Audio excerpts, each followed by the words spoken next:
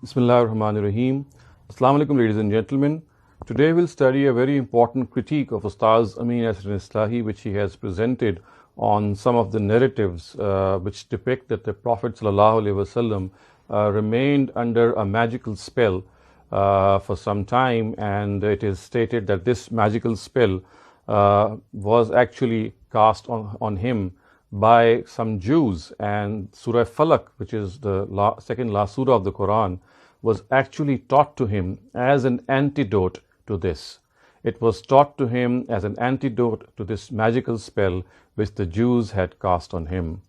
Ustaz Amin Ahsan Islahi has criticized this narrative on the basis of both Daraya and Rawaya, which means that not only on the basis of the text but also on the basis of the chain of narration.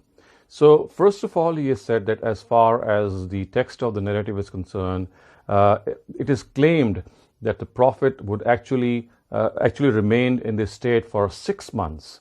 And as a result of staying in this state for 6 months, it is simultaneously claimed that this did not affect his prophethood duties. However, at the same time, it is claimed that he would forget things, he would not remember if he had done something, he would not remember if he had gone to one of his wives or not, and this would cause a lot of confusion. But at the same time, it is said that in spite of this memory loss, nothing happened vis-a-vis his duties as a prophet of God.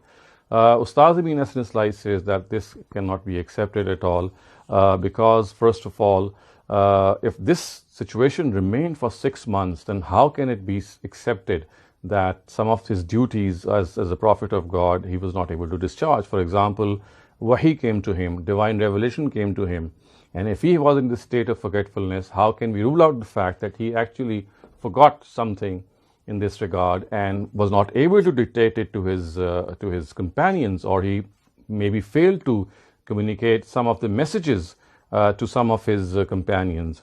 So this cannot be accepted. And he says that the infallibility, the principle of infallibility of the messengers of God, which states that which is stated in the Quran, that they cannot falter vis-a-vis any of the duties which is assigned to them from God.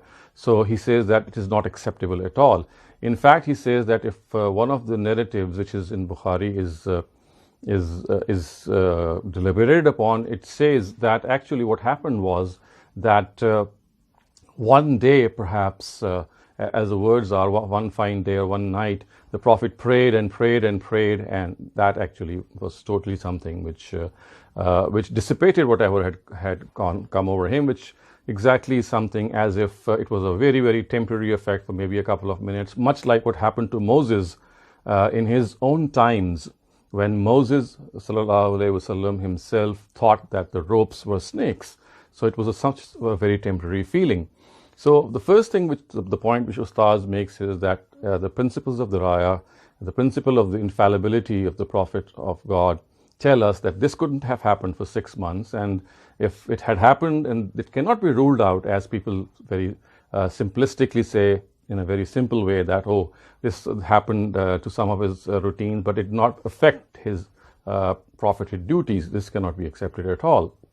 And then Ustaz Amin Ahsan Islahi also challenges this narrative on the basis of Rawaya, which means that the chain of narration itself is not sound. He makes 2 points here. The first point that he makes is that for the first 3 generations, or the 3 sections, this Rawaya is a Khabar Wahid, which means that for almost 100 years it was not very well known. And the nature of a spell being cast on a prophet of God of the stature of Muhammad sallallahu alaihi wasallam, about whom we know there were so many companions who were narrating from him, it is simply it is against logic to assume that only a few people narrated this whole incident. Such was the nature of this incident that if it had happened, it should have been conveyed by a lot of people.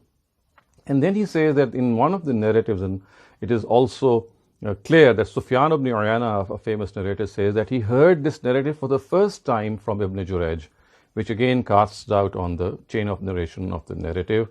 So these are the points that he has made. First of all, that the narrative itself is weak because, for example, of Khabar Wahid for 3 generations regarding an incident which is an all-pervasive incident is highly unlikely. And then, of course, Sufyan ibn Uyayna telling us that he had heard this narrative for the first time from Ibn Jurayj.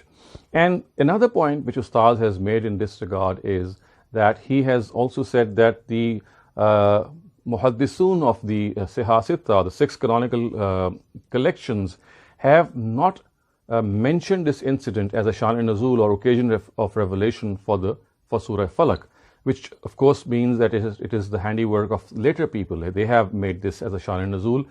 The Sihah or the canonical collectors of the 6 famous books never did so.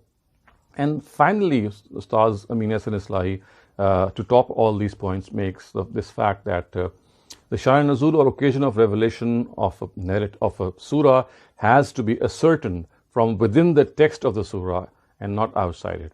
And if the text of the surah is deliberated upon, we come to realize that basically Surah Falaq and Surah Nas, the last 2 surahs, are meant as sentinels to guard the treasure of Tawheed, which is mentioned in Surah Ikhlas, the previous surah, to Surah Falaq. In other words, he says that as far as the subject matter of the Quran is concerned, it ends on a very strong note of Tawheed or monotheism in Surah Ikhlas. And these 2 surahs at the end are meant to guard this treasure. Meant to guard this treasure from people who are going to launch an onslaught against this treasure of Tawheed. Satan and his progeny, the basic aim of Satan and his progeny was to actually demean monotheism. The whole battle in Arabia was between monotheism and polytheism. So at the very end of the Quran, once this Surah Ikhlas was given so that it could be a final verdict on Tawheed, the last 2 surahs would act as a sentinel. It would tell us that people, when they attack, or Satan and his progeny, when they attack this treasure of Tawheed, how we should behave, what would be their line of attack, how we can seek refuge through various attributes of the Almighty, what would they be doing, and what we can do in retaliation. So the Shan-e-Nuzul of this surah is entirely different from what this incident is depicting. It is basically something which tells us that when Satan and his progeny launch an offensive against this treasure of Tawheed, which of course the whole Quran encompasses, and especially the Ras Surah, then what we need to do is to seek refuge with the Almighty through His attributes. And we should also know that that Satan cannot forcibly lead us astray. All that he can do is to whisper evil suggestions in our heart. So this is how he has presented it. I would urge you to pick up the last volume of Tadabbur Quran, also available in English, so that you can yourself study this surah and see how Ustaz has made this point, that it is absolutely incorrect to assume that the Prophet was under any sort of magical spell. This never happened.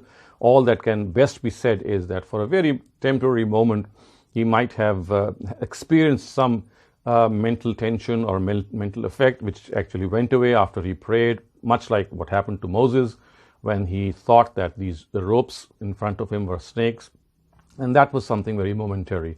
But this whole incident in which it is depicted that the Prophet remained under a magical spell for 6 whole months is something which is against the principle of infallibility of the prophets of God. Not only that, the way this incident has been reported also has a very questionable chain of narration, and that does not merit any acceptance in any way.